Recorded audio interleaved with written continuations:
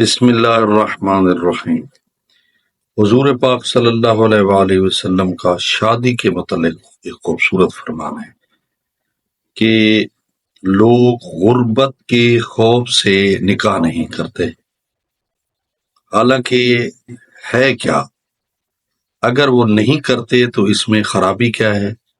جو کرتے ہیں غربت میں ان کو فائدہ کیا ہوتا ہے؟ سنیے، فرمایا شادی کرو ایک سلوگان ہے، ایک نعرہ ہے، اسلامی نعرہ، اس کو عام کرو۔ شادی کرو، رزق بڑھاؤ، ٹھیک ہے؟ تو اس کو حضور نے کیسے پروو کیا؟ فرمایا جو غربت کے خوف سے شادی نہ کرے وہ خداوند عالم سے بدظن ہے۔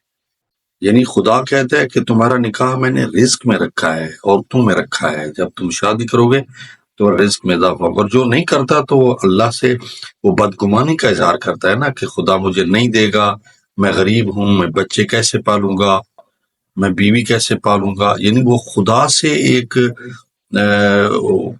اپنے اعتماد کا اظہار نہیں کرتا، ہاں وہ خدا پر شک کرتا ہے کہ خدا مجھے رزق نہیں دے گا، میں کیسے بچوں کی پرورش کروں گا۔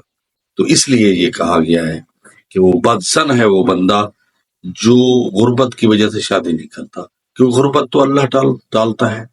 فرمایا تناکحوا وتناسلوا، نکاح کرو، نسل بڑھاؤ، ٹھیک ہے؟ جو تم میں سے فقیر ہوگا میں اس کو غنی کروں، سبحان اللہ۔